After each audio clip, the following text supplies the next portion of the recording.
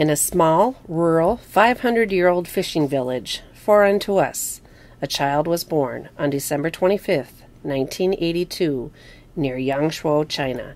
Her name is Zhao Chun-Li, Angel. Angel was born with brittle bone disease and dwarfism.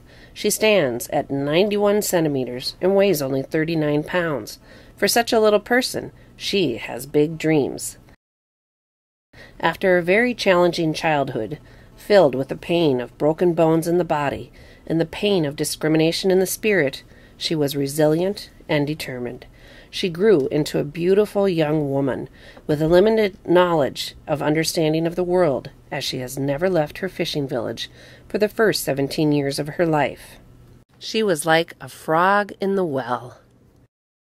Though she had a beautiful, radiant smile, her body still was very disabled. This is what people saw, with her true beauty still locked within. This is what the local government saw when they visited her family to prepare for the visit of President Clinton in 1998. They forced her mom and dad to put her away so that President Clinton and his family would not see such a disabled individual. The shame of this brought tears to Angel's eyes as she stayed in hiding, listening to President Clinton's voice and the excitement of her family with him. One day, 2 years later, Angel met a man named Chris Barkley, who visited the fishing village. Chris was also one of the volunteer interpreters for President Clinton's delegation in 1998.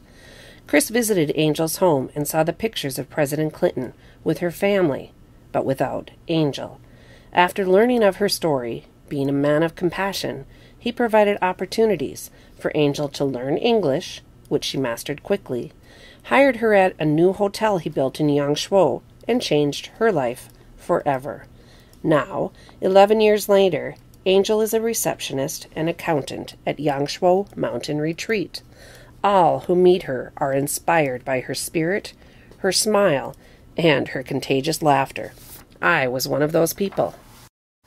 After meeting Angel, I knew she had incredible leadership skills, so in partnership with Minnetonka Schools and St. Cloud State University, an educational leadership internship was created for Angel. She and her husband arrived on January 16th, sponsored by Delta Airlines, to begin their journey here. They left their adopted daughter, Monica, age 3.5, home with grandparents. They spent time in the Minnetonka schools, learning about special education. The first week, they attended an educational summit where they met Governor Mark Dayton and other significant individuals. Angel was invited to speak to students at Madison Elementary in St. Cloud and Burnsville schools. She also presented in California at a conference at UC Santa Barbara, invited as a plenary speaker by Dr. Mian Wong. Sharing her inspirational story, she moved many to tears.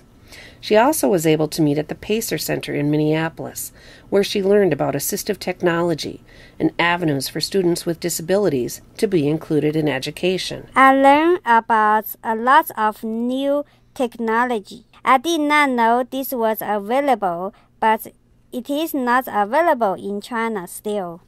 Next, she headed out to Washington, D.C.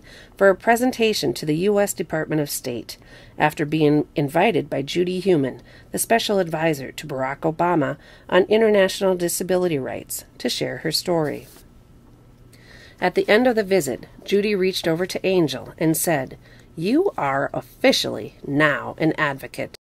She then had an opportunity to meet Dr. Alexa Posney, the Assistant Secretary of Special Education in the U.S. Department of Education. Dr. Posney took the time to listen to her story and was amazed at what an incredible young woman Angel is. After that visit, we were able to meet with Michael Winter in the U.S. Department of Transportation, who works on accessibility for the disabled in transportation in the U.S. and abroad. He is the first person Angel has met who also has brittle bone disease. It was an amazing meeting. Angel also spent a week at the Mayo Clinic in Rochester, Minnesota.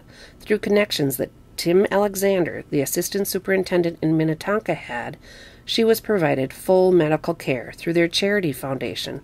What a gift, the gift of health care. Angel's journey has been one of discovery, of hope, of opportunity, of self-determination, and of advocacy.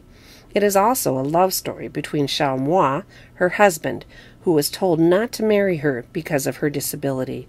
The two are truly an example of what love is all about. Angel has found her voice and aspires to be an advocate for children with disabilities in China. She is now working with a team to build a model school for children with disabilities to be educated with non-disabled children. There is hope. China has signed and ratified the UN Convention on the Rights of People with Disabilities. They are moving in the right direction, and Angel holds great potential for assisting with this. There is one thing remaining on her list of goals for her internship. Before Bill Clinton visits my house, I don't have a chance to see him. I hope at this time I can meet him, but who knows? yeah. So I wish, yeah. Okay, that's great. It. This is Kathy Johnson, CNN Reporter, reporting from Avon, Minnesota.